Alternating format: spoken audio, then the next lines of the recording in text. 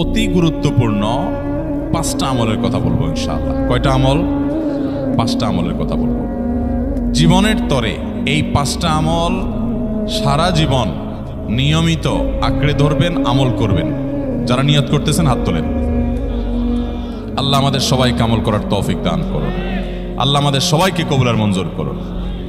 Number 1, সবচেয়ে বেশি যেটা করতে হবে পরিমাণে, জুমার দিন জুমার রাত বৃহস্পতিবার সন্ধ্যা থেকে নিয়ে শুক্রবার সন্ধ্যার আগ পর্যন্ত পরিমাণে সবচাইতে বেশি করতে হবে যে আমলটা, সেটা হলো দুরূদ শরীফের আমল। কিসের আমল? ভাইরা, দুরূদ এমন একটা আমল, আপনি যদি শুধু দুরূদের এই আমলটাকে আঁকড়ে ধরেন, সবসময় আপনার মুখ দিয়ে দুরূদ বের হতে থাকে, পড়তে থাকেন, তো নবী করিম সাল্লাল্লাহু আলাইহি সাল্লামের ভাষ্য অনুযায়ী, তার ওয়াদা অনুযায়ী, ইদান তুকফা হাম্মুক ওয়া তুগফার যামবুক, তোমার যত পেরেশানি আছে নবী সাল্লাল্লাহু আলাইহি সাল্লাম বলেছেন এই সব পেরেশানি দূর করার জন্য এই দুরূদের আমলটা যথেষ্ট হবে ইনশাআল্লাহ। এবং গুনাহ মাফের জন্য এই দুরূদের আমলটা কি হবে? যথেষ্ট হবে। নবী করিম সাল্লাল্লাহু আলাইহি সাল্লাম বলেছেন, মান সাল্লা আলাইয়া মাররাতান সাল্লাল্লাহু আলাইহি আশরা, যে ব্যক্তি আমার প্রতি একবার দুরূদ পাঠ করবে, আল্লাহ রাব্বুল আলামিন তার প্রতি 10 বার রহমত নাজিল করবেন। কয়বার রহমত নাজিল করবেন? আপনার জীবনে 10টি জায়গায় খুব ক্রাইসিসে পড়ে গেছেন, কোন জটিল সিচুয়েশনে মুখোমুখি হয়ে গেছেন, বিপদের মধ্যে পড়ে গেছেন, ওই জায়গায় আল্লাহর রহমত পাবেন। এরকম একবার দুরূদ পাঠ করবেন, হক আদায় করে যথাযথভাবে মহব্বতের সাথে 10 করবেন। নবী করিম সাল্লাল্লাহু আলাইহি ওয়াসাল্লাম বলেছেন, আকসিরু আলাইয়া মিনাস সালাতি মিন ইয়াউমিল জুমআতি ওয়া লাইলাতিল জুমআহ, তোমরা জুমার দিন এবং জুমার রাতে আমার প্রতি বেশি বেশি দুরূদ পাঠ করবে, দুরূদ প্রেরণ করবে। ফা ইন্না সালাতাকুম মা'রুদাতুন আলাই, কারণ তোমরা যে দুরূদ পাঠ করো এটা আমার কাছে পেশ করেন আল্লাহর ফেরেশতারা, এবং রীতিমতো নামধাম সহকারে আল্লাহর একদল ফেরেশতা নিয়োজিত আছে। তারা বলেন, আল্লাহ, হে আল্লাহ রাসূল, আপনার অমুক উম্মত, অমুক অনুসারী, আল্লাহর অমুক বান্দা পৃথিবীর অমুক প্রান্ত থেকে, অমুক দেশ থেকে, অমুকের সন্তান, সে আপনার প্রতি দুরূদ পেশ করেছে জুমার দিনে, জুমার রাতে বা অন্য সময়ে। এটা নবী করিম সাল্লাল্লাহু আলাইহি সাল্লামের কাছে রিপোর্ট দেওয়া হয় আল্লাহর নিযুক্ত ফেরেশতাদের মাধ্যমে। আপনি যখন দুরূদ পাঠ করবেন, আপনার ভিতরে এই ফিল হবে যে আমি দুরূদ পাঠ করছি আর আমার নবীর কাছে এটা উপস্থাপিত হচ্ছে আমার নাম ধাম, আমার রিপোর্ট সহকারে। এই জন্য শুক্রবার এবং শুক্রবার দিন এবং রাত, অর্থাৎ বৃহস্পতিবার সন্ধ্যা থেকে নিয়ে শুক্রবার সন্ধ্যা পর্যন্ত এই 24 ঘন্টার মধ্যে নবী করিম সাল্লাল্লাহু আলাইহি সাল্লামের ভাষ্য খেয়াল করেন, আকসিরু আলাই। ওলামা একরাম জানেন, নবী আলাইহিস সালাম সাধারণত কোনো আমল পরিমাণে বেশি করতে বলতেন না। পরিমাণে বেশি করতে বলার মতো আমল খুব কম ইসলামে। গোটা কোরআন যদি খোলেন আপনি, পরিমাণে অধিক করতে বলা হয়েছে এরকম আমল খুব বেশি পাবেন না। তোমরা বেশি বেশি করে নামাজ পড়ো, বেশি বেশি করে রোজা রাখো, এরকম কথা কোরআন হাদিসে নাই। অবশ্যই একজন ইমানদার 5 ওয়াক্ত ফরজ নামাজের পাশাপাশি অধিক পরিমাণে নফল নামাজও পড়বেন, সেটা ভিন্ন কথা। কিন্তু কোরআনে বেশি পরিমাণে আল্লাহর জিকির করার কথা বলা হয়েছে। আর নবী করিম সাল্লাল্লাহু আলাইহি সাল্লাম বৃহস্পতিবার সন্ধ্যা শুরু হলে শুক্রবার সন্ধ্যার আগ পর্যন্ত বেশি পরিমাণে করতে বলেছেন যে কাজটা, সেটা হলো দুরূদ শরীফের আমল। অতএব ভাইরা আমার, বৃহস্পতিবার সন্ধ্যা থেকে নিয়ে শুক্রবার সন্ধ্যা পর্যন্ত, আপনি দোকানদার মানুষ, বৃহস্পতিবারে ব্যবসা করছেন, দোকানদারি করছেন, কোনো অসুবিধা নেই। আপনার অবসর সময়গুলোতে মুখ দিয়ে দুরূদ পড়তে থাকবেন।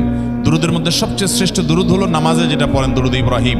আল্লাহুম্মা সাল্লি আলা মুহাম্মদ ওয়া আলা আলি মুহাম্মদ কামা সাল্লাইতা আলা ইব্রাহিম ওয়া আলা আলি ইব্রাহিম ইন্নাকা হামিদুম, আল্লাহুম্মা বারিক আলা মুহাম্মদ ওয়া আলা আলি মুহাম্মদ কামা বারাকতা আলা ইব্রাহিম ওয়া আলা আলি ইব্রাহিম ইন্নাকা হামিদুম।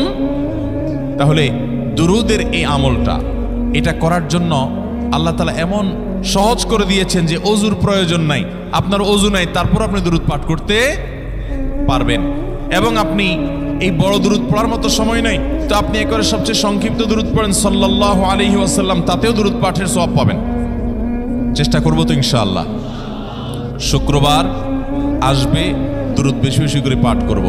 আপনি দোকানে কাজ করেন, আপনার দোকানে আপনার সহকর্মী আরও কাজের লোক আছে, আপনি সবাইকে স্মরণ করাবার জন্য নিজে জোরে জোরে দুরূদ শরীফ পড়বেন এবং বলবেন যে শুক্রবার শুরু হয়ে গেছে, সবাই দুরূদ শরীফের আমল করো। ভাইরা আমার, আমি আমার জীবনের কথা বলতে পারি। আমার জীবনে ওই যে হাদিসের উপরে ইয়াকিন এবং বিশ্বাস আলহামদুলিল্লাহ ছিল, আমার জীবনে আমি অনেকবার দেখেছি এরকম জটিল পরিস্থিতি হয়েছে যে দেয়ালে পিঠ থেকে গেছে, নড়ার জায়গা নাই, আর কোনো আপাত দৃষ্টি থেকে এই বিপদ থেকে উদ্ধারের কোনো পথ নাই। দুরুদ, ইস্তেগফার, দোয়া ইউনুস, এই 3 আমল পাশাপাশি ইয়া জাল জালালি ওয়াল ইকরাম, এই 4টা জিনিসকে এমন ভাবে ধরছে, বিশেষ করে দুরুদ, স্পেশালি সারাক্ষণ দুরুদ। আল্লাহ রাব্বুল আলামিন এমন ভাবে সহযোগিতা করেছেন, এমন ভাবে উদ্ধার করেছেন যে কল্পনা করলে অবাক লাগে এখন যে এটা কিভাবে সম্ভব। ভাইরা আমার, এক সাহাবী নবী করিম সাল্লাল্লাহু আলাইহি ওয়াসাল্লামের কাছে এসে বলছে, ইয়া রাসূলুল্লাহ, আমি যে দোয়া করি এই দোয়ার মধ্যে আমি নিজের জন্য করব, আমার ছেলে মেয়ের জন্য করব, অনেক কিছু করব, এটা সেটা, রিজিক চাইবো, সুস্থতা চাইবো, অনেক কিছুই তো আল্লাহর কাছে চাইবো। আপনি তো আল্লাহর রাসূল, আপনার জন্য দোয়া করলে আমাদেরই লাভ, একবার দোয়া করলে আল্লাহ 10 বার রহমত নাজিল করবেন, তো আপনার জন্য আমার দোয়ার ভিতরে কত % রাখবো?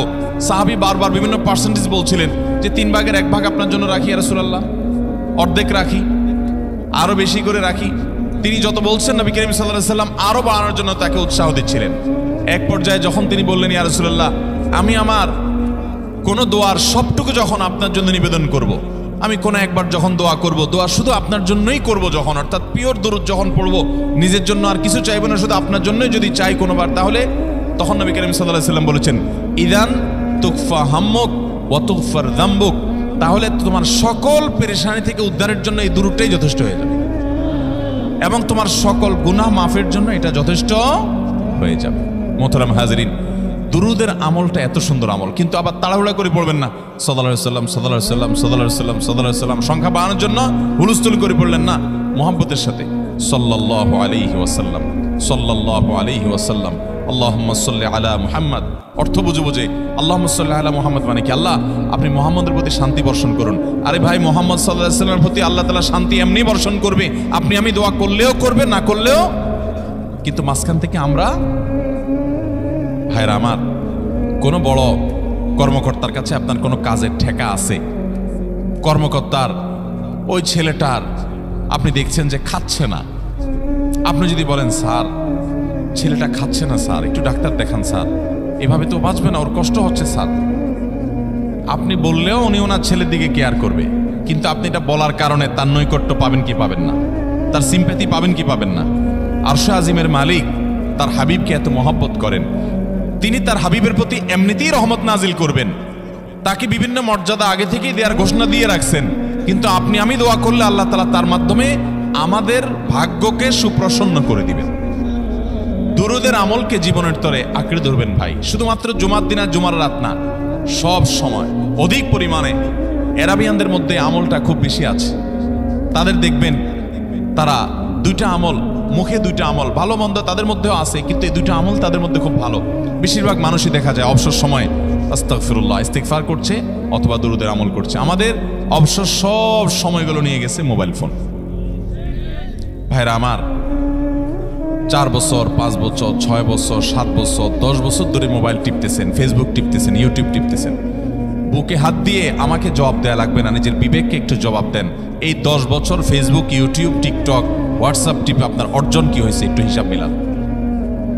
এই যে স্ক্রল করতেছেন আঙ্গুল দিয়া, ঘন্টাকে ঘন্টা এই আঙ্গুল দিয়ে টানছেন টানছেন, নিচের দিকে যাচ্ছেন স্ক্রল করে ফেসবুকে, ইউটিউবে, একের পর এক, আপনার জীবনে অর্জনটা কি হয়েছে বলেন? ভাইরা আমার, এই মোবাইলের নিয়ন্ত্রণ করতে হবে, প্রয়োজনে ব্যবহার করতে হবে, কিন্তু এটাকে অনিয়ন্ত্রিত ব্যবহার করা যাবে না। একেবারে যখন তখন সারাদিন টিপাটিপি করলেন, আজকাল তো পোলাপান টয়লেটে গেলেও নিয়ে যায়। আল্লাহ তাআলা আমাদেরকে এই রোগ থেকে বেঁচে থাকার তৌফিক দান করুন। ভাইরা আমার, জীবনটাকে পরিবর্তন করতে হয়, সারা জীবন তো একরকম থাকলে হবে না। বহুত পাগলামি করেছি, আসুন নিজেকে সংশোধন করি। তাহলে জুমার দিন উপলক্ষে 1 নম্বরের আমল বলেছি, বেশি বেশি কোন আমল করতে হবে? সারা জীবন মনে রাখবো তো ইনশাআল্লাহ, বাসা বাড়িতে পরিবারের লোকদেরকে মনে করাবো তো ইনশাআল্লাহ। আমি আমার ড্রাইভার থাকুক, আমার ছেলে মেয়ে থাকুক, আমার পরিবারের লোক থাকুক, আমি আমার কথা আপনাদের বলি উৎসাহের জন্য, যে জুমার দিন শুরু হয়ে গেলে আমি, শুধু আমি না, আমার পরিবার অন্যান্যরাও একে অন্যকে আমরা স্মরণ করে দিই। কে কে দুরূদ পড়তে কতবার পড়ছো, কেউ পড়ছে কিনা একবারও, সন্ধ্যা হয়ে গেছে, অনেকক্ষণ হয়ে গেছে, সবাই শুরু করি, আমলটা করবো তো ইনশাআল্লাহ। নাম্বার 1। নাম্বার 2, জুমার দিন উপলক্ষে অন্য যে কোনো দিনের চাইতে জুমার দিন অর্থাৎ শুক্রবারের ফজর নামাজ পুরুষরা মসজিদে জামাতের সাথে পড়বেন, জামাতের সাথে পড়ার নিয়ত করবেন পাক্কা। কারণ অন্য যে কোনো দিনের ফজর নামাজ না, শুধুমাত্র যত নামাজ আছে নবী করিম সাল্লাল্লাহু আলাইহি ওয়াসাল্লাম জামাতের সাথে পড়ার নিয়ত করবেন পাক্কা। কারণ অন্য যে কোনো দিনের ফজর নামাজ না, শুধুমাত্র যত নামাজ আছে নবী করিম সাল্লাল্লাহু আলাইহি ওয়াসাল্লাম বলেছেন আফদালুস সালাওয়াতে ইনদাল্লাহ, আল্লাহর কাছে দুনিয়ার সব নামাজের মধ্যে, 5 ওয়াক্ত সাধারণ নামাজগুলোর মধ্যে সবচেয়ে উত্তম নামাজ হলো সলাতুল ফজরে মাআল জামাআতে ইয়াউমাল জুমআ, জুমার দিন ফজরের নামাজ জামাতের সাথে আদায় করা হলো যত নামাজ আছে এর মধ্যে সবচেয়ে শ্রেষ্ঠ নামাজ। তাহলে জুমার দিনে এই বিষয়টা বিশেষভাবে খেয়াল রাখবো। জুমার দিন ফজর নামাজটা পুরুষরা কোথায় পড়বো, এবং সেটা বৃহস্পতিবার থেকে পরিকল্পনা শুরু করবো যে কালকের ফজর নামাজ যাতে কোনো অবস্থাতে আমার মিস না হয়। আমাদের আখিরাতের ব্যবসা এটা ভাই, আখিরাতের কারেন্সি সংগ্রহ করা। যত খুঁটে খুঁটে ভালো ভালো আমলগুলো করবেন, আপনার আমল নামাতে আমল সওয়াব জমা হতে থাকবে। চেষ্টা করবো তো ইনশাআল্লাহ। আমাদেরকে শয়তান অন্যদিন ফজরের নামাজ পড়ার সুযোগ হলেও শয়তান এমনভাবে আমাদেরকে ধোঁকা দেয়, শুক্রবারে ফজরটা পড়াটা সবচেয়ে বেশি কঠিন হয়ে যায়। কেন জানেন? কারণ ইবলিস তো জানে। হাদিস আপনি জানেন না, হয়তো অনেকে হয়তো আজকে শুনছেন, আমি কোনো হাদিস না জানতে পারি, ইবলিস ঠিকই জানে যে ফজর নামাজ এই দিন যদিও জামাতের সাথে ফজর পড়ে ফেলে তাহলে তোর আখিরাতের ব্যবসা অনেক দূর আগায় যাবে। ওর সাথে তো আমাদের বাবা আদমের সাথে সেই চ্যালেঞ্জ, আদম আলাইহিস সালামকে সিজদা করতে বলা হয়েছে, সে তো করে নাই, তার সৌজন্য বা তার জন্য সিজদা নিবেদন করে নাই। আল্লাহ তাআলা সেজন্য তাকে জান্নাত থেকে বের করে দিয়েছে। তার কারণে এই ইবলিস তখনই আল্লাহর সাথে, আল্লাহর সামনে চ্যালেঞ্জ ছুড়ে দিয়েছে আদম আলাইহিস সালামের সাথে যে লা উগওয়িয়ান্নাহুম আজমাইন, আমি আদমের সব সন্তানগুলোকে পথহারা করে ছাড়বো, ওদেরকে জান্নাতের পথে চলতে দিব না। এই জন্য আল্লাহ তাআলার কাছে সে কিছু পাওয়ার চাইয়া নিছে। এর ভিতরে একটা হলো কিয়ামত পর্যন্ত হায়াত পাবে, আরেকটা হলো আমাদের রগের সাথে সে মিশতে পারে, রক্ত প্রবাহের সাথে মিশতে পারে, শরীরের মধ্যে প্রভাব সৃষ্টি করতে পারে, আমাদেরকে দুর্বল করতে পারে, মন্দ দিকে টানতে পারে, ভালো কাজ যেন না হয় মনে মনে কুমন্ত্রণা সৃষ্টি করতে পারে। এই পাওয়ার সে নিয়ে এসেছে। এই জন্য তার সাথে আমাদের চ্যালেঞ্জ। সে হাদিস জানে যে জুমার দিন ফজর পড়লে আমাদের অনেক লাভ হয়ে যাবে। এই জন্য সে বৃহস্পতিবার রাতে, অন্য দিন যদি আপনি 10টা 11টা বা 11:30টায় ঘুমান, 12টায় ঘুমান, জুমার দিন অর্থাৎ বৃহস্পতিবার দিবাগত রাতে আইসা ইবলিস বলে, আরে পাগল হইছস, কালকে হলো শুক্রবার, দোকানদারি নাই, ব্যবসা নাই, চাকরি নাই, মহিলাদেরকে বলে কালকে পোলাপানের স্কুল নাই, মাদ্রাসা নাই, আজকে একটু টক শো, মিষ্টি শো, নাটক, সিনেমা, ইউটিউব, ফেসবুক, ওয়াজি শুন অন্তত। শয়তান কি বলে, ঠিক আছে তো যদি এত ফিল্ম দেখতে মনে না চায়, তো যদি মুসলমান হস, নেককার হস, তো ঠিক আছে অমুক হুজুরের ওয়াজ শুন। এই হুজুরের ওয়াজ শোনাত লাগাই দিয়ে রাতে 1টা 2টা পর্যন্ত পার করে দিল। এরপরে ফজর নামাজ ওর জামাতের সাথে মিস শেষ। ভাইরা আমার, প্রত্যেক বৃহস্পতিবার আসলে সন্ধ্যার সময় প্রতিজ্ঞা করব, সপ্তাহের অন্য দিন যদি আমার ত্রুটি বিচ্যুতি হয়ও আমি সেটাকে কারেকশন করার চেষ্টা করব, কিন্তু শুক্রবার ফজরটা পুরুষ হিসাবে আমি জামাতের সাথে পড়বই পড়বো। তার জন্য রাতে আগে আগে শোবো, ডাবল ট্রিপল অ্যালার্ম দিয়ে শোবো, অন্য নামাজি বন্ধুকে বলবো ফোন দিয়ে ডেকে দিবি, একে অন্যের সহযোগিতা করব, কিন্তু ফজরের নামাজ জুমার দিন ছাড়বো না ইনশাআল্লাহ। ঠিক আছে তো? কয়টা আমল হলো? 2টা। মনে রাখবেন তো ইনশাআল্লাহ। আগামী বছর তো আমার মাহফিল আমি আর করবো না, কিন্তু আগামী বছর যে মাহফিল করবেন সে আলোচককে আমি রিকোয়েস্ট করবো ইনশাআল্লাহ, আয়োজকরা এটার সবক জননায় আগামী বছর দিতে পারবেন তো ইনশাআল্লাহ। আমল যদি করেন তাহলে সবক ঠিকই দিতে পারবেন। ওই যে ভাই সবগুলো শুনে দিছে, কারণ এই আমল করেন। আচ্ছা, 3 নম্বর আমল হলো সূরা কাহাফ পড়বো। কোন সূরা পড়বো? সূরা কাহাফ। যারা কোরআন পড়তে পারেন না তারা শুনবেন, আর যারা পড়তে পারেন তারা নিজে পড়বেন। সূরা কাহাফ যদি জুমার দিন কেউ পড়ে, নবী করিম সাল্লাল্লাহু আলাইহি ওয়াসাল্লাম বলেছেন এই সূরাটা তার জন্য নূর হবে, নূর, আলো আল্লাহর তরফ থেকে।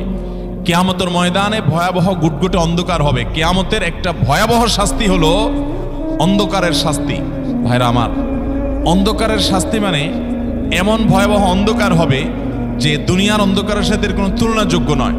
সেই ভয়াবহ অন্ধকারে কিছু আমল আছে যে আমলগুলো মানুষের ওই অন্ধকারের মধ্যে আলোর কাজ দিবে। এর মধ্যে একটা হলো অজুর অঙ্গগুলো যদি কেউ ভালো করে অজু করে, সুন্দর করে ডুলডেলে যেন শুকনা না থাকে, উত্তম রূপে যদি অজু করে, কেউ পানি অপচয় না করে, পানি অল্প নয় কিন্তু ডলে বেশি, সুন্দর করে যদি কেউ অজু করে, এই অজুর অঙ্গগুলো কিয়ামতের ময়দানে উজ্জ্বল হয়ে জ্বলজ্বল করে জ্বলতে থাকে এবং তার জন্য আলোর কাজ দেয়। সবাই যখন অন্ধকারের আযাবের মধ্যে নিমজ্জিত থাকে, হাউতাস করে, তখন এই ব্যক্তির এই আমলটা তার আলো ভূমিকা আসে। আর আরেকটা হলো এই সূরা কাহফ। অন্য অনেক উলামা ইকরাম বলেছেন এর ব্যাখ্যা হলো, সূরা কাহফ যদি কেউ এক বৃহস্পতিবারে পড়ে, পরের বৃহস্পতিবার পর্যন্ত, এক শুক্রবারে যদি পড়ে, পরের শুক্রবার আগ পর্যন্ত পুরো সপ্তাহব্যাপী তার ভিতরে নূর, ঈমানের নূর, তাকওয়ার নূর, ইলমের নূর, আমলের নূর, ভালো মানুষ হওয়ার নূর তার ভিতরে আল্লাহ তাআলা সৃষ্টি করে দিবেন। এই জন্য জুমার দিন সূরা কাহফ পড়বো তো ইনশাআল্লাহ। আলহামদুলিল্লাহ ভাই, আপনাদেরকে যে আমলগুলো করছি এগুলো আমি, আমার পরিবার সদস্য, পরিচিত, সহকর্মী, আমি চেষ্টা করি সবাইকে স্মরণ করানোর এবং আমল করার চেষ্টা করি। আপনাদেরকেও বলছি ভাই, জুমার দিন যেহেতু, অতএব আজকে জুমার দিন উপলক্ষে বলে যাচ্ছি, জুমার দিনের এই 14-15টা আমলের মধ্যে সামারি করে আমি 5টা আমল করে দিচ্ছি, যে এগুলোর গুরুত্ব অনেক বেশি অন্য অনেকগুলো চাইতে, এগুলো বিশেষভাবে করব। তাহলে এর মধ্যে প্রথমটা চলে গেল দুরূদ বেশি বেশি করে পড়ব।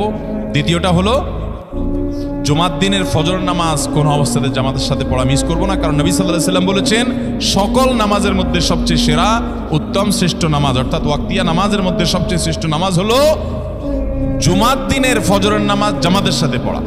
তাহলে মহিলারা কি করবে? মহিলারা পুরুষদেরকে উঠায় মসজিদে পাঠিয়ে দিবে এবং সহযোগিতা করবে, তাহলে তার মাধ্যমে তারাও একই সওয়াব পেয়ে যাবে।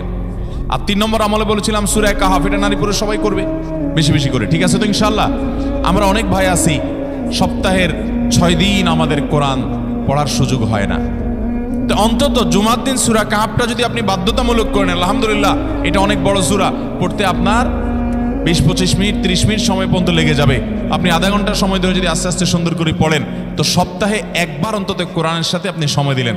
আরেকটা সুসংবাদ শুনেন, সূরা কাহফ যদি কেউ মুখস্থ করে, তেলাওয়াত করে নিয়মিত, বিশেষ করে সূরা কাহফের প্রথম 10টা আয়াত যদি কেউ মুখস্থ করে, নবী করিম সাল্লাল্লাহু আলাইহি সাল্লাম বলেছেন কিয়ামতের আগে দাজ্জালের যে ফিতনা আসবে, যেই ফিতনায় বহু মানুষ দাজ্জালকে আল্লাহ মনে করে বেঈমান হয়ে জাহান্নামে যাবে, এই ফিতনা থেকে পৃথিবীতে এমন কোনো নবী ছিল না, এমন কোনো রাসূল আসেন নাই। এই মানব ইতিহাসের প্রথম মানুষ আদম আলাইহিস সালাম থেকে নিয়ে আমাদের মুহাম্মদ সাল্লাল্লাহু আলাইহি সাল্লাম পর্যন্ত এই লক্ষ লক্ষ যত নবী রাসূল এসেছে, সমস্ত নবী রাসূলরা একটা ব্যাপারে সাবধান করে গেছেন, দাজ্জাল আসবে, যে দাজ্জালের হাতে পাওয়ার থাকবে এত বেশি, অলৌকিকত্ব থাকবে এত বেশি, সে মরা মানুষকে জিন্দা করে ফেলবে, জিন্দা মানুষকে বলবে সে মরে যাবে, তার হাতেই সব কন্ট্রোলিং পাওয়ার থাকবে, দুনিয়ার সমস্ত রিজিক তার হাতে কক্ষিগত থাকবে, এমন পাওয়ার থাকবে তাকে দেখে মানুষ বলবে হ্যাঁ এই তো আল্লাহ, এই তো সব কিছু পারে, বেঈমান হয়ে যাবে। এই দাজ্জালের ফিতনায় তোমরা পড়বা না, বেঁচে থাকবা। বুদ্ধি দিয়া বিবেক দিয়ে মানুষ বাঁচতে পারবে না। দাজ্জালের ফিতনা থেকে বাঁচার জন্য সকল নবী রাসূলরা এর জন্য সাবধান করেছেন। আমাদের নবী সাল্লাল্লাহু আলাইহি সাল্লাম নামাজের শেষ বৈঠকে দোয়া মাসুরের জায়গায় একটা দোয়া পড়তেন, আল্লাহুম্মা ইন্নী আউযু বিকা মিন আযাবিন নার ওয়া আযাবিল কবর ওয়া আউযু বিকা মিন ফিতনাতিল মাহইয়া ওয়াল মামাত ওয়া আউযু বিকা মিন শাররি ফিতনাতিল মাসীহিদ দাজ্জাল। আল্লাহ আপনার কাছে দাজ্জালের ফিতনা থেকে পানা চাই। 1450 বছর হয়ে গেছে, এখনো দাজ্জালের আবির্ভাব হয় নাই, হবে কিয়ামতের আগে। কখন হবে আল্লাহ ভালো জানেন। কিন্তু নবী সাল্লাল্লাহু আলাইহি সাল্লাম বলেছেন সূরা কাহফের প্রথম 10 আয়াত যদি কেউ মুখস্থ করে, তো এই ব্যক্তিকে আল্লাহ রাব্বুল আলামিন এবং যদি তেলাওয়াত করে, এই ব্যক্তিকে আমলের মাধ্যমে দাজ্জালের ফিতনা থেকে আল্লাহ বাঁচিয়ে রাখবেন। দাজ্জাল তো অনেক পরের কথা, কোথাকার কোন আল্লাহর প্রতি অবিশ্বাসী মুশরিক বা কাফের খেলোয়াড় একটু পায়ের ভিলকি দেখায়, লক্ষ লক্ষ কোটি কোটি মানুষ হুমড়ি খেয়ে তার ভক্ত হয়ে ইমানি চেতনা, আমলি চেতনা, তাকওয়া, তাহারাত সব খুয়ে বসে থাকে। আর সেখানে দাজ্জালের মতো এরকম মিরাকল, সব মিরাকল তার হাতে থাকবে। এরকম পরিস্থিতি যখন আসবে তখন মানুষ কি করবে? এখন এই যে তথ্য প্রযুক্তির উন্নতির এই সময়ে কত মুসলমানের সন্তান বেঈমান হয়ে যাচ্ছে, বিজ্ঞানরাই তারা আল্লাহ বানায় বসে থাকতেছে, আছে না নাই? ধারণামূলক বিষয়কে তারা চূড়ান্ত বিষয় বানিয়ে বসে আছে, বেঈমান হয়ে যাচ্ছে। এবং টাকার যে কারিশমা, টাকা দিলে সব হয়ে যায়, টাকা নাই তো কিছুই হয় না। এই জন্য বেঈমান হয়ে অনেকে বলে যে টাকাই নাকি দ্বিতীয় খোদা, নাউজুবিল্লাহ। ভাইরা আমার, দুনিয়ার এই ভেলকি কি দেখছি আমরা, কিয়ামতের আগে ভেলকি আরো অনেক দেখবে আমাদের পরবর্তী প্রজন্ম, আমাদের ছেলে মেয়েরা, নাতিপুতিরা আরো অনেক ভেলকি দেখবে। এমন ভেলকি দেখবে যে তাদের আল্লাহর প্রতি ঈমান আনা, আখিরাতের প্রতি বিশ্বাস করাটা কঠিন থেকে কঠিন হয়ে যাবে। এরকম পরিস্থিতি তৈরি হবে দুনিয়াতে তথ্য প্রযুক্তির উন্নতির নাম দিয়ে। এটার নাম দিয়ে সেটার নাম দিয়ে মানুষের জীবনযাত্রা সহজ হবে, কিন্তু এর মাধ্যমে মানুষের ঈমান দুর্বল হওয়ার অনেক সম্ভাবনা শঙ্কা তৈরি হবে এবং শয়তান সেগুলো সৃষ্টি করবে। এই আশঙ্কা থেকে বাঁচার জন্য সূরা কাহাফটা হলো মহৌষধের মতো। অতএব জুমার দিন প্রত্যেক শুক্রবারে সূরা কাহাফ পড়বো তো ইনশাআল্লাহ। মায়েরা, বোনেরা, আমরা ভাইয়েরা যারা আছি, বাবারা যারা আছি, আল্লাহর ওয়াস্তে জীবনের তরে নিয়ত করে নেন আজকের মাহফিল থেকে জীবনে কখনো বৃহস্পতিবার সন্ধ্যা থেকে শুক্রবার সন্ধ্যার আগ পর্যন্ত আমার হাজার ব্যস্ততা থাকুক, সূরা কাহাফটা পড়া ছাড়া আমি কোনো কাজ করব না ইনশাআল্লাহ। আমি আল্লাহর অনেক বান্দাকে ব্যক্তিগতভাবে জানি, আমি নিজেও এতটা গুরুত্ব দিয়ে করতে পারি না। অনেক বড় সরকারি কর্মকর্তা, অনেক বড় পদের নাম আমি বলবো না, এতটা গুরুত্ব দিয়ে করতে পারি না।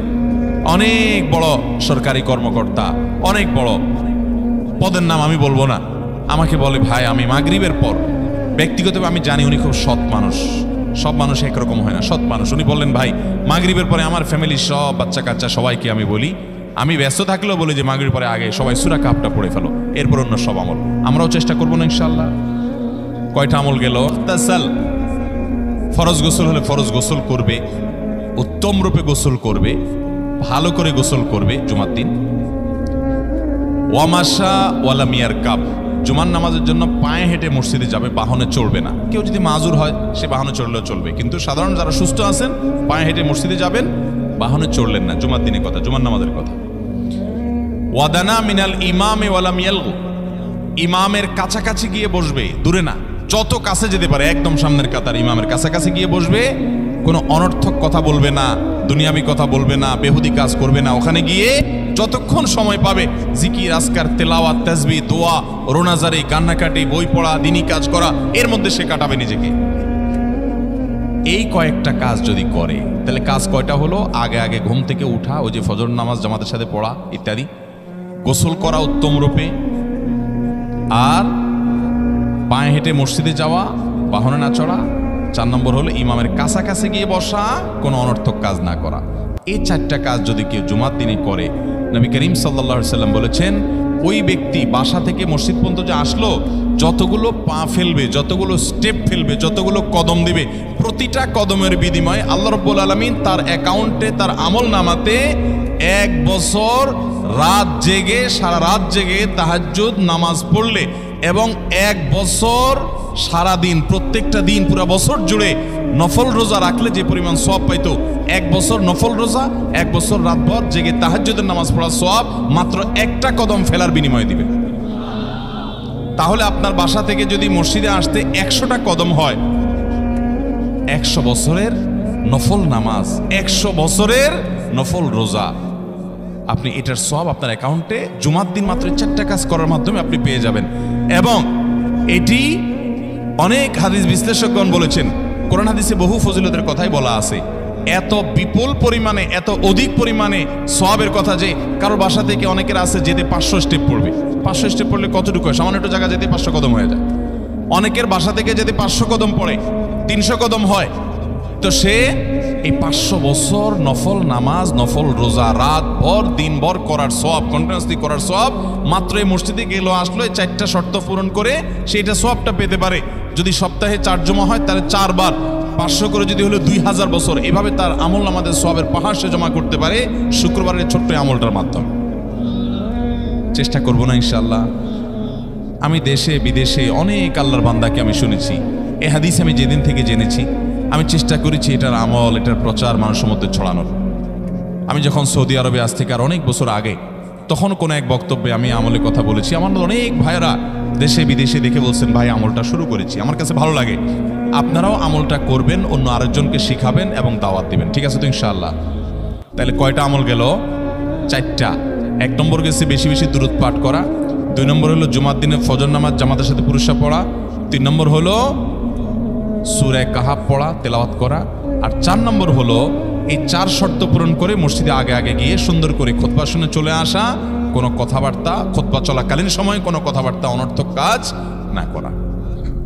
5 নম্বর এবং সর্বশেষ আমল হলো জুমার দিনে একটা সময় আছে দোয়া কবুল হয়। দোয়া কবুলের যে সময়গুলো আছে এর ভিতরে অত্যন্ত ইম্পর্টেন্ট একটা সময় হলো জুমার দিন। শুক্রবারের একটা সময় সম্পর্কে নবী সাল্লাল্লাহু আলাইহি ওয়াসাল্লাম বলেছেন, যে একটা সময় আছে শুক্রবারের, এই সময়ে বান্দা কোনো দোয়া করলে আল্লাহ তাআলা ফিরিয়ে দেন না, কবুল করেন। কিন্তু সময়টা যে ঠিক কখন, এটা হাদিসে নবী সাল্লাল্লাহু আলাইহি ওয়াসাল্লাম বলেন নাই, যাতে করে হয়তো আমরা সারাদিনেরই কম বেশি দোয়ার চেষ্টা করি।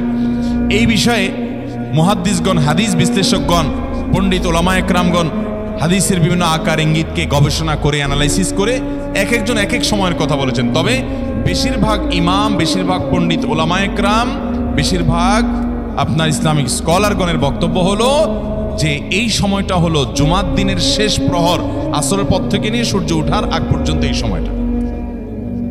অতএব আমরা জুমার দিনের 5 নম্বর আমল হলো বেশি বেশি করে সারাদিনই কম বেশি দোয়া করব। দোয়ার জন্য সবসময় হাত তোলাও জরুরি না, যদিও সাধারণ অবস্থায় দোয়ার জন্য হাত তোলা আদব, কিন্তু আপনি চলতে ফিরতে, উঠতে বসতে, কাজের ফাঁকে আপনি আল্লাহর কাছে মনে মনে দোয়া নিবেদন করবেন। অনেক চাওয়া আমাদের কাছে, আমাদের আল্লাহর কাছে আছে। ভাইরা আমার, নবী রাসূলুল্লাহ সাল্লাল্লাহু আলাইহি ওয়াসাল্লাম বলেছেন, কারো পায়ের জুতার ফিতাটা ছিঁড়ে গেছে হাঁটার সময়, এটার এমন কি লাগালে ঠিক হয়ে যাবে, কিন্তু একজন ইমানদার ওইটার জন্য সে আল্লাহর কাছে সাহায্য চাইবে। আল্লাহ, এটাও একটা বিপদ, একটা ছোট বিপদ থেকে অনেক কিছু ঘটে যায়, আপনি আমাকে উদ্ধার করেন। সে সবসময় আল্লাহর দিকে মনোনিবেশ করবে। নবী করিম সাল্লাল্লাহু আলাইহি ওয়াসাল্লামের পুরো জীবনকে যদি আপনি অ্যানালাইসিস করেন, আপনি অবাক হয়ে যাবেন। একটা বই আছে বাংলায়, বান্দার ডাকে আল্লাহর সাড়া, এটা বাংলা অনুবাদিত নাম। এই বইয়ের লেখক হলেন হিসনুল মুসলিমের যে রচয়িতা, উনি শেখ সাঈদ আল গাহতানি রহমতুল্লাহি আলাইহি। ওনার সোহবতে যাওয়ার, ওনার সান্নিধ্যে থাকার একাধিকবার খুব কাছাকাছি বসার সুযোগ আমার হয়েছে। সৌদি আরবের একজন বড় আলেম ছিলেন, দুনিয়া থেকে চলে গেছেন। তো ওনার লেখা বান্দার ডাকে আল্লাহর সাড়া, এই বইটা বেশ মোটা সোটা একটা বই। পুরোটা পড়বেন যে নবী করিম সাল্লাল্লাহু আলাইহি ওয়াসাল্লামের জীবনে যে কত রকমের দোয়া করতেন। আল্লাহ আজকার নামে একটা বই আছে ইমাম নববীর, এটাও বাংলা হয়ে গেছে অনুবাদ, আপনি পড়লে অবাক হয়ে যাবেন। ডক্টর খন্দকার আব্দুল্লাহ জাহাঙ্গীর রাহিমাহুল্লাহর রাহে বেলায়েত একটা বই আছে দোয়া এবং জিকিরের, আপনি অবাক হবেন যে কি পরিমাণ দোয়া এবং জিকির নবী সাল্লাল্লাহু আলাইহি ওয়াসাল্লাম জীবনে পড়তেন। ঘুম থেকে ওঠার সময় দোয়া আছে না নাই? এরপরে ঘুম থেকে উঠে যখন আপনি বাথরুমে যাবেন, দোয়া আছে না নাই? আবার টয়লেটে গেলেন, টয়লেট সেরে আসলেন, আপনি ওযু করবেন, ওযুর জন্য দোয়া আছে না নাই? বিসমিল্লাহ। এরপরে ওযু শেষ করলেন, কালিমায়ে শাহাদাত আছে না নাই? এরপরে আপনি যখন ঘর থেকে বের হয়ে মসজিদে যাবেন, বের হওয়ার দোয়া আছে। বের হয়ে আপনি মসজিদে যাচ্ছেন, যাই পথে পড়ার আলাদা দোয়া আছে। এরপরে আপনি মসজিদে প্রবেশ করবেন, তার জন্য দোয়া আছে। মসজিদে ঢোকার পরে মসজিদে ঢোকার নামাজ আছে। এরপরে মসজিদে নামাজ বন্দিগি ইবাদত জিকির করে বের হচ্ছেন, সেটার জন্য আবার দোয়া আছে। আবার আপনি যাচ্ছেন, কাজকর্মে যাচ্ছেন, বাজারে যাচ্ছেন, সেটার দোয়া আছে। স্ত্রী সহবাস করার সময় দোয়া আছে। দোয়া নাই, জিকির নাই, এমন কোনো মুহূর্তে ইমানদারের জীবনে থাকতে পারে না। নবী করিম সাল্লাল্লাহু আলাইহি ওয়াসাল্লাম এই পরিমাণ দোয়া করতেন। এই জন্য ভাইরা, দোয়া যদি সবসময় করতে কষ্ট হয় হাত তুলতে, আপনি হাত তোলা ছাড়া শুক্রবারে দোয়া করেন, দোয়াটা অনেক বেশি করা দরকার। আমাদের কত জিনিস আল্লাহর কাছে চাইতে হয়, আমরা আল্লাহর কাছে চাই না। পেটে অসুখ হয়েছে, আমরা ডাক্তারের কথা মাথায় আগে আসে, আপনি ওষুধ খান, ওষুধ খাওয়া সুন্নত, কিন্তু ইমানদার সবকিছুর আগে আল্লাহর কথা স্মরণ করবে এবং আল্লাহর কাছে বলবে, আল্লাহ আপনি সহজ করে দেন। আপনার অসুখ হয়েছে, সবকিছুর আগে নাপার কথা মনে আসে, আরে ভাই প্যারাসিটামলের কথা মনে আসে, এটা দোষের না, কিন্তু আপনার মনে আগে আসতে হবে যে নবী সাল্লাল্লাহু আলাইহি ওয়াসাল্লাম দোয়া শিক্ষা দিয়েছেন, যদি কেউ ব্যথার জায়গায় হাত দেয় এবং পড়ে আউযু বিইজ্জাতিল্লাহি ওয়া কুদরাতিহি মিন শাররি মা আজিদু ওয়া হাজির, আল্লাহ রাব্বুল আলামিন তার ব্যথা দূর করে দিবেন। এক সাহাবী এই হাদিসের উপর আমল করে তৎক্ষণাৎ তার ব্যথা দূর করেছেন। শুধু ইয়াকিনের অভাব, শুধু বিশ্বাসের অভাব, ঈমানের অভাব। তাহলে আমাদের আল্লাহর দিকে মনোনিবেশ করতে হবে দোয়ার জন্য বেশি বেশি। তাহলে শুক্রবারে 5 নম্বর আমল হলো বেশি বেশি কি করবো? ইনশাআল্লাহ দোয়া, বেশি বেশি দোয়া করবেন, উঠতে বসতে চলতে ফিরতে। বিশেষভাবে সূর্য ডুবার আগের যে সময়টা শুক্রবার, অর্থাৎ দিনের শেষ সময়টা, বিশেষভাবে আল্লাহ তাআলার কাছে দোয়া করব। ঠিক আছে তো ইনশাআল্লাহ? কয়টা আমল বললাম? 5টা আমল। 1, বেশি বেশি দুরূদ। 2, ফজর নামাজ জামাতের সাথে পড়া পুরুষরা, মহিলারা অক্তমত পড়বেন, পুরুষদেরকে পাঠিয়ে দিবেন মসজিদে।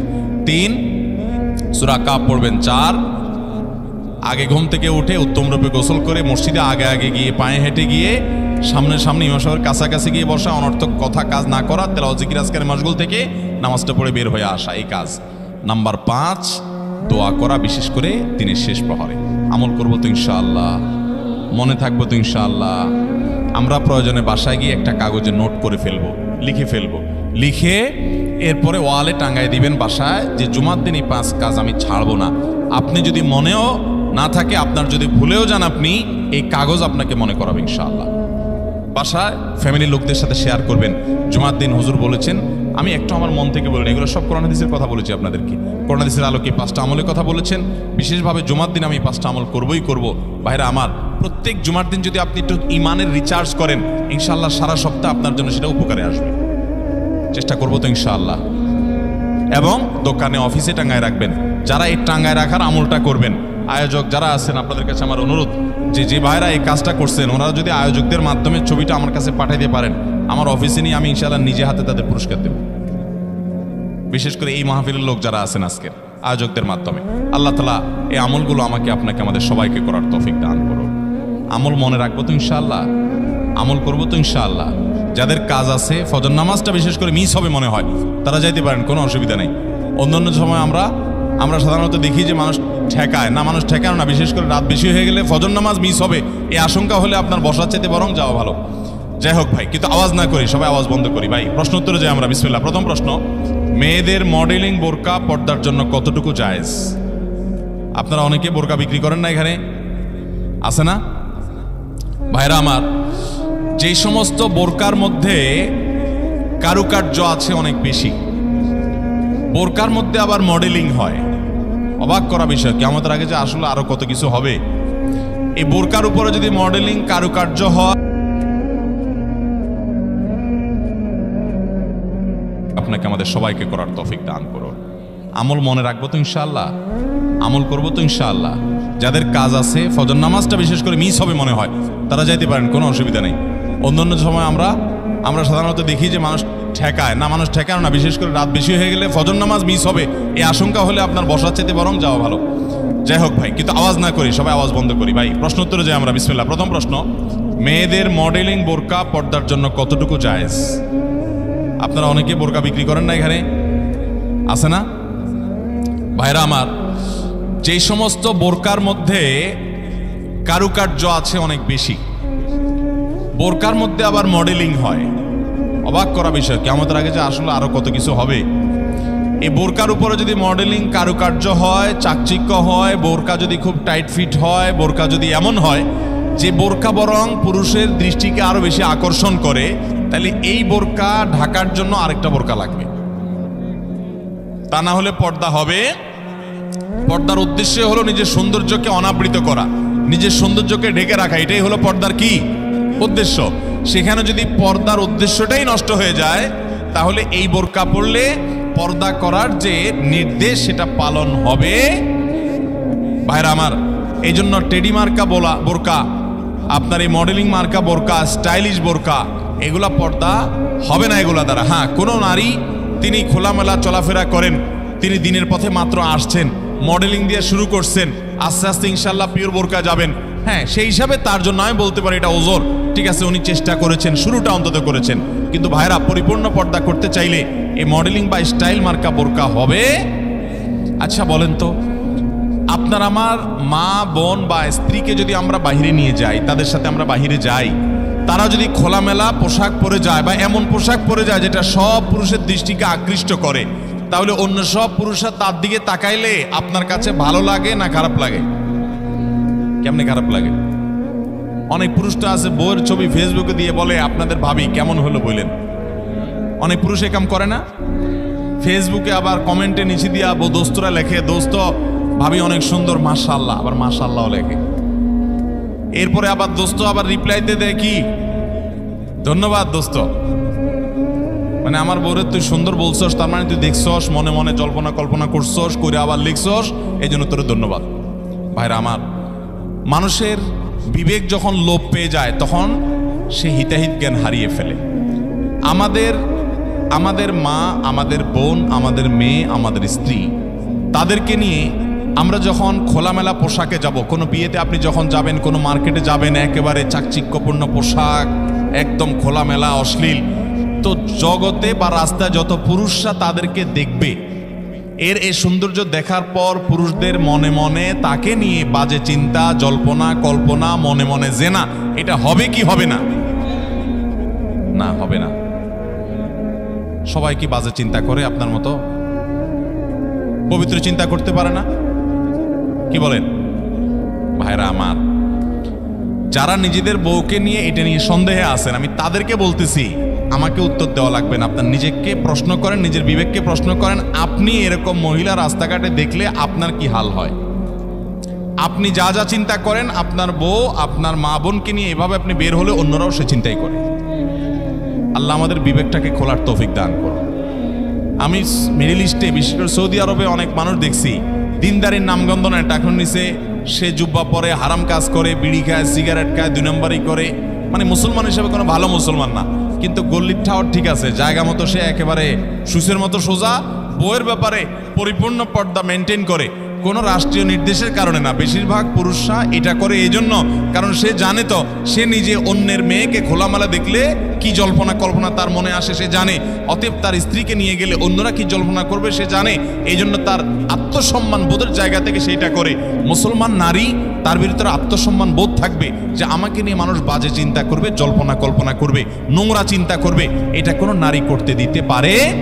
একজন খোলামেলা বেপর্দা নারীকে দেখে যত মানুষ মনে মনে তাকে জেনা করে, সে মনের কথাগুলো তো মানুষ বলতো, এই নারী জুতা দিয়ে পিটতে পিটতে রাস্তা যাইত, কিন্তু সে মনে মনে মানুষের এই জেনার কাজ সে করে যাচ্ছে। আল্লাহ আমাদেরকে পর্দার গুরুত্ব বোঝার তৌফিক দান করুন। এটা নারীর জন্য অসম্মান না, এটা নারীর জন্য বরং সম্মানের, এটা নারীর ইজ্জত রক্ষার জন্য সবচেয়ে বড় মাধ্যম। আমাদের সেকুলার, অতি সেকুলার, উগ্র নাস্তিক বন্ধুরা বলে যে হুজুরদের মনটাই খারাপ, এই বেটারা বলে মহিলা দেখতে বলে তাদের বলে অবস্থা খারাপ হয়, এই বেটাদের চরিত্রই খারাপ। অর্থাৎ আমাদের এই ভাইরা যারা এই সমালোচনা করতেছেন, আমাদের এই ভাইগুলোর দ্বারা মনে হচ্ছে যে ওনাদের মনের ভিতরে কোনো এই সমস্ত বাজে চিন্তা আসে না, ওনাদের মনটা একদম ফেরেশতার মতো পবিত্র। এরকম যাদের কোনো চিন্তা জল্পনা কল্পনা আসে না, এরা হয় মিথ্যুক আর না হলে রোগী। হয় এগুলারে ডাক্তার দেখাইতে হবে, পুরুষত্বের ঘাটতি আছে, আর নাহলে মিথ্যুক। আল্লাহ তাআলা সৃষ্টি করেছেন এভাবে, তোমার কোনো মনে চিন্তাই বাজে আসে না, তোমার মতো এই অসুস্থ মানুষ, তোমার তো হাসপাতালে ভর্তি হওয়া উচিত। আল্লাহ রাব্বুল আলামিন আমাদেরকে পর্দার গুরুত্ব বোঝার তৌফিক দান করুন। অনেক পুরুষ আছে নিজের বউয়ের জন্য চাকচিক্যপূর্ণ বোরকা পরে নিয়ে যান। না ভাই, আপনার বউর যত সাজগোজ সব বাসা বাড়িতে হবে, একান্তে আপনি বাইরে রাস্তাঘাটে কেন বিলে বেড়াচ্ছেন? মহর দিয়ে বিয়ে করছেন আপনি, আর রাস্তাঘাটে মানুষকে দেখা বেড়াচ্ছেন। আত্মসম্মান বোধ থাকা উচিত। আল্লাহ আমাদেরকে পর্দার গুরুত্ব বোঝার তৌফিক দান করুন। তাহলে স্টাইলি বোরকা এগুলো পড়লে কিন্তু কাজ হবে না, বোরকার কাজ হবে না। আমি এখান থেকে গ্রামে যাব এবং ওই দিনই আবার চলে আসব, এক্ষেত্রে আমার নামাজ কি কসর করতে হবে? দেখুন, গ্রামে আমরা প্রত্যেকে যার যার বাড়িতে যখন যাব, সেটা আমাদের মূল ঠিকানা, আসল ঠিকানা হলে সেখানে আমি 1 ঘন্টার জন্য যদি যাই, নামাজ আমাকে পুরো পড়তে হবে। নিজের স্থায়ী ঠিকানাতে কখনো কসর হয়? পথে কসর হবে। বাড়িতে যখন চলে গেছেন, আপনার বাড়ি কুমিল্লাতে, আপনার বাড়ি চট্টগ্রামে, আপনার বাড়ি বগুড়াতে বা খুলনাতে বা সিলেটে, আপনার বাড়ি যেখানেই হোক না কেন, যখন সফরের দূরত্ব হবে, নিজের স্থায়ী ঠিকানায় 1 ঘন্টার জন্য যদি যান, সেখানে পুরো নামাজ পড়তে হবে, কসর চলবে। কিন্তু কিছু লোক আছে, গ্রামে বাড়ি আছে ঠিক আছে, কিন্তু তাদের গ্রামের বাড়ি এখন আর স্থায়ী ঠিকানা না। ধরুন আপনি ঢাকা শহরে বাড়ি কিনছেন বা ফ্ল্যাট কিনছেন, পাসপোর্টে, এনআইডিতে, সরকারি সব কাগজে পত্রে ঠিকানাতে আপনি স্থায়ী ঠিকানাও এটা, বর্তমান ঠিকানাও এটা। গ্রামের বাড়ি আছে কিন্তু ওইটা আপনার স্থায়ীও না, বর্তমান ঠিকানাও না, জাস্ট বেড়াইতে যান, ভাই ব্রাদাররা আছে, অন্যরা আছে, তাহলে ওইটাতে আপনি গেস্ট, সেখানে আপনি কসর পড়বেন। এবং এটা আপনার স্থায়ী এবং বর্তমান ঠিকানা হলে, অনেকে আছে বাড়িতে জমি জমা আছে, শুধুমাত্র থাকার ঘরবাড়িও নাই এবং ভাগযোগ হয়ে গেছে, সে শুধু গেস্ট হিসেবে যায়, ভাইদের মেহমান হয়ে যায়, তাহলে সে কসর পড়বে। আর না হলে স্থায়ী ঠিকানায় গেলে 1 ঘন্টার জন্য সে কি করতে হবে? পুরো নামাজ পড়তে হবে, যদি স্থায়ী ঠিকানা হয় তার গ্রাম। এরপরে প্রশ্ন হলো, আমি অনেকবার তওবা করেছি, প্রত্যেকবারই ভঙ্গ হয়েছে, তাহলে কি আমি মুনাফিক হয়ে গেছি? না ভাই, তওবা হওয়ার পর তওবা ভেঙে যাওয়াটা অস্বাভাবিক নয়। আপনারা খুশি হবেন শুনে, আমাদের রব আল্লাহ রাব্বুল আলামিনের একটা গুণবাচক নাম হলো তাওয়াব। কি নাম ভাই? তাওয়াবের মানে জানেন? আল্লাহু আকবার। রিপিটেডলি, বারবার যিনি বান্দার তওবা কবুল করেন। এই জন্য ভাই, একবার গুনাহ হয়ে গেছে, আল্লাহর কাছে তওবা করেছেন, চেষ্টা করছেন যে আর যেন না হয়, কিন্তু আবার শয়তান কাত করে ফেলে দিয়েছে, আবারও তওবা করে ফেলবেন এবং দুর্বল হবেন না। এখানে ইবলিস আপনাকে বলবে, তুই এতবার একই কাজ করে তওবা করছস আল্লাহর কাছে, আবার কোন মুখে তওবা করবি? থাক, বাদ দে। আপনার তওবা থেকে দূরে সরাবে। এটা হলো শয়তানের সবচেয়ে বড় অস্ত্র। কখনো নিরাশ হওয়া যাবে না। তওবা আগের বারের চাইতে পরের বারটা আরো স্ট্রং করবেন, যে ঠিক আছে আগের বারটা তওবা আমি দুর্বল ছিল, এটাকে আরো স্ট্রং করব, চেষ্টা করবো না ইনশাআল্লাহ। তাহলে তওবা বারবার করতে হবে, বারবার করতে হবে। ভেঙে গেলে আরো শক্ত, হার্ডলি তওবা করতে হবে, নিজের প্রতি নিজে শাসন চালাতে হবে। এভাবে ইনশাআল্লাহ সামনে আগাইতে হবে। ভারতবর্ষে একজন কবি বলেছেন, আরে ये কুস্তি তো হয় অমর ভর কি, কবি ও দাবালে কবি তু দাবালে। ইবলিসের সাথে তোমার এই লড়াই তো সারা জীবনের। কখনো ইবলিস তোমাকে কাত করে ফেলে দিবে, তোমার দ্বারা গুনাহ করে ফেলবে, আবার কখনো চোখের পানি ফেলে কেঁদে কেটে আল্লাহর কাছে একান্তে। ভাইরা, কিছু নির্জন সময় কাটানো দরকার। আমাদের কোনো নির্জন সময় নাই।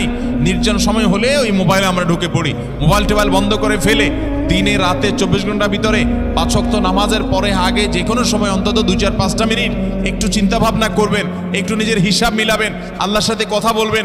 আজকে একটা গুনাহ হয়ে গেছে, আজকে একটা কাস্টমার মহিলা আসছে, তার সৌন্দর্য দেখে তাকে নিয়ে বাজে চিন্তা জল্পনা কল্পনা করেছি, নোংরামি করেছেন, গুনাহ কাজ করেছেন। কোনো কাস্টমার এসেছে, তার সাথে ফাঁকি ঝুঁকি দিয়েছেন, 2 নাম্বারই করেছেন, মিথ্যা কথা বলেছেন, কিনা দর এত আছে বলেছেন, আসলে এত আসে নাই। এই যে মিথ্যা বলেছেন কয়টা টাকার জন্য, এই টাকা দুনিয়াতে থেকে যাবে, মিথ্যাটা আপনার আমলনামা যুক্ত হয়ে আখিরাতে যাবে। এইসব কথা চিন্তা করে আল্লাহর কাছে চোখের পানি ফেলে একান্তে, আল্লাহ করে ফেলেছি আজকে শয়তানের পালায় পড়ে, আল্লাহ খেয়াল ছিল না, আপনি মাফ করে দেন। মালিক, আপনি মাফ না করলে কিয়ামতের ময়দানের শাস্তি হবে ভয়াবহ। দুনিয়াতে আপনি ছেড়ে দেন, আল্লাহ মাফ করে দেন। মাফ চায়া দুনিয়া থেকে ওইটাকে নিষ্পত্তি করেন, একটু চোখের পানি ফেলেন, সেজদায় পড়ে যান, 2 রাকাত সালাতুত তওবা নামাজ পড়ে আল্লাহর কাছে মাফ চান, এরপরের দিন আরো স্ট্রং করেন। এভাবে আপনি লড়াই চালাতে থাকবেন। আরে ये কুস্তি তো হয় অমর ভর কি, কবি ও দাবালে কবি তু দাবালে। শয়তান গুনাহ কমা আপনার দ্বারা করায় আসে জিতে যাবে, আর আপনি তওবা করে চোখের পানি ফেলে গুনাহ মাফ করিয়ে তারপরে আপনি শয়তানের উপরে জিতে যাবেন। তওবা করতে থাকবো তো ইনশাআল্লাহ। তওবা করতে কখনো ক্লান্ত হবেন, তওবা অব্যাহত রাখবেন, অনবরত রাখবেন। দুনিয়াতে কোনো ফেরেশতা মানুষ